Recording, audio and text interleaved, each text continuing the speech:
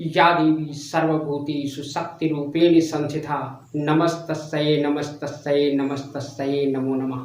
दोस्तों, इस समय नवरात्रि चल रही है और आज नवरात्र का पंचम दिवस है और इस पंचम दिवस में माता स्कंद माता की पूजा की जाती है। स्कंद माता हमारी ममतामयी माँ है जो अपने पुत्रों पर हमेशा प्यार लुटाती रहती हैं। तो आज के दिन हमें पुत्र के समान स्नेह करके माता की पूजा अर्चना करनी चाहिए और माता स्कंद माता को प्रसन्न करना चाहिए। दोस्तों, नवरात्र एक ऐसा पर्व है, अगर हम इसमें विधि पूर्वक व्रत पूजा अर्चना कर लेते हैं तो हमारे घर में, हमारे जीवन में सुख और समृद्धि का वास हो जाता है।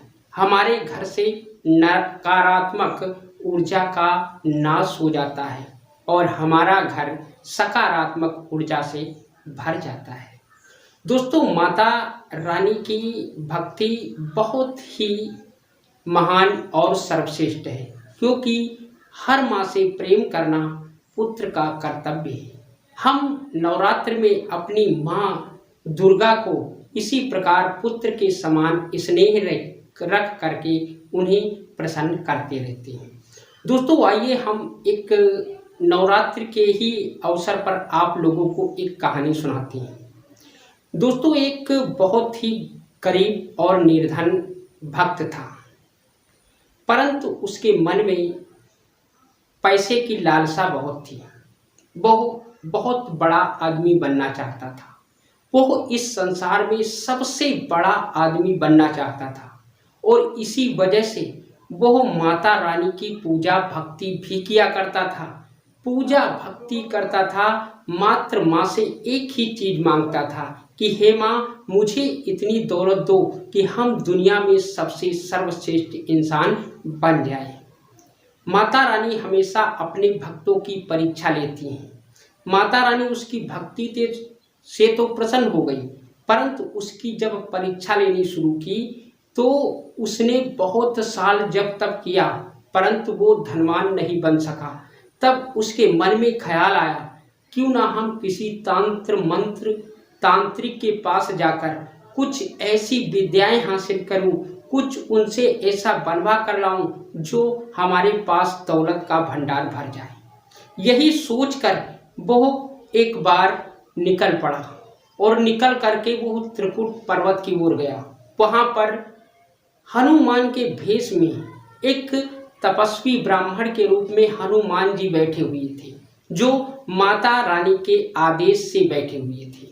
वहां पर जाकर उनको जिसने दंडवत प्रणाम किया, किसने? इस निर्धन व्यक्ति ने, और दंडवत प्रणाम करके और कहा, हे महायोगी तपस्वी, मैं दुनिया में सबसे बड़ा धनवान व्यक्ति बनना चाहता हूँ। इसके लिए मुझे क्या करना होगा? कोई ऐसा चारा बताओ जिससे हम धनवान व्यक्ति बन जाएं। उस पर उस ब्राह्मण रूपी हनुमान जी ने कहा कि आप इस ओर चले जाओ। यह पर्वत जो दिखाई दे रहा है, इसमें एक गुफा है। उस गुफा में हीरे मोती जवाहरात से वो पूरी गुफा भरी हुई है। आप वहां जाकर जितना चाहें उतना धन निकाल करके आप घर ले जा सकते हैं। यह बात को सुनकर वह व्यक्ति बहुत ही प्रसन्न हुआ और मन में यह सोच कर चला कि आज हम दुनिया के सबसे धनवान व्यक्ति बन जाएंगे। आज हमारी हर मन की इच्छा पूर्ण हो जाएगी। और यही सोचते हुए वह त्रिकुट पर्वत पर जा पहुंचा।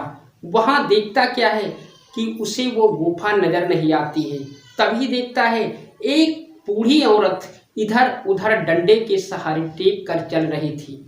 जब उस औरत को देखा तो यह उसके करीब गया और प्रणाम करते हुए कहा कि हे माँ, हे बूढ़ी माँ, हमें यहाँ पर त्रिकुट पर्वत की गुफा में जाना है।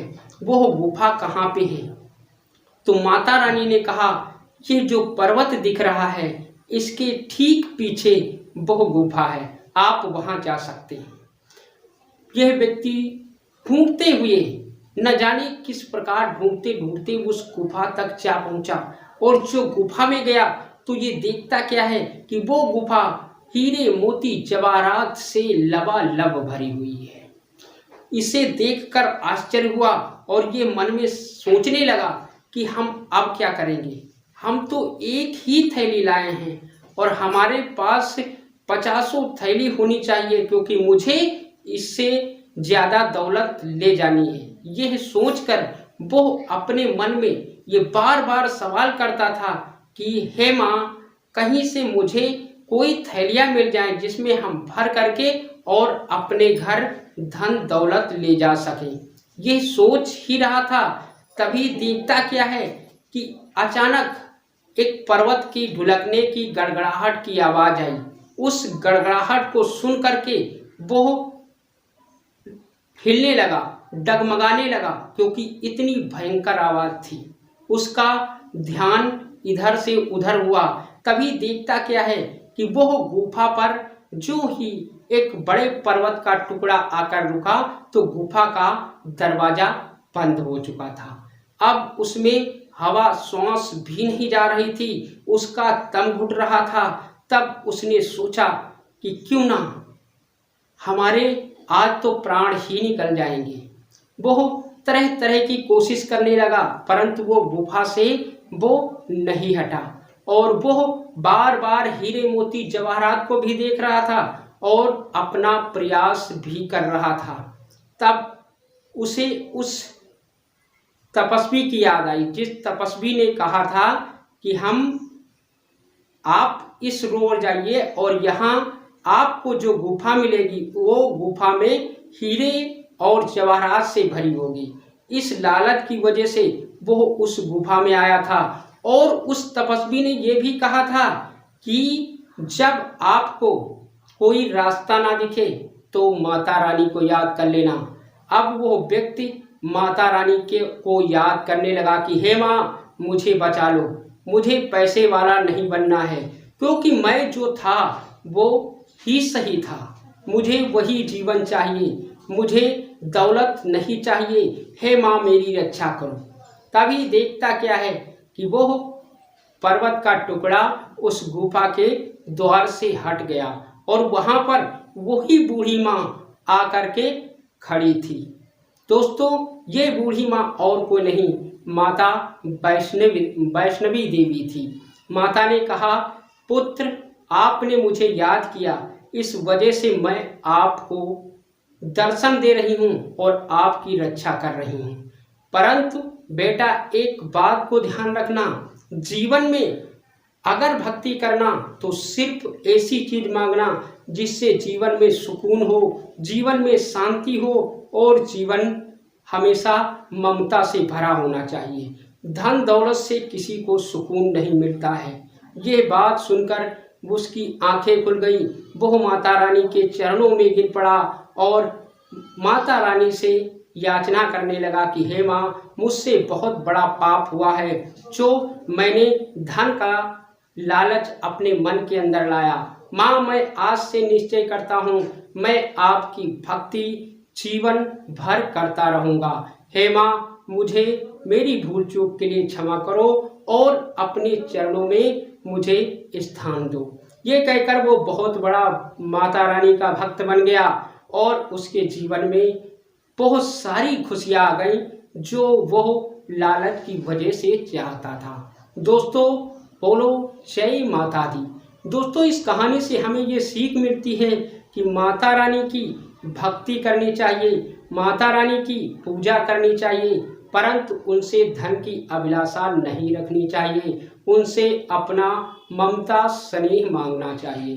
दोस्तों, जय माता दी। अगर वीडियो पसंद आया हो तो वीडियो को लाइक कर देना, हमारे चैनल को सब्सक्राइब कर देना, ताकि हमारी आपकी मुलाकात रोजाना यूं ही होती रहे। दोस्तों, जय माता।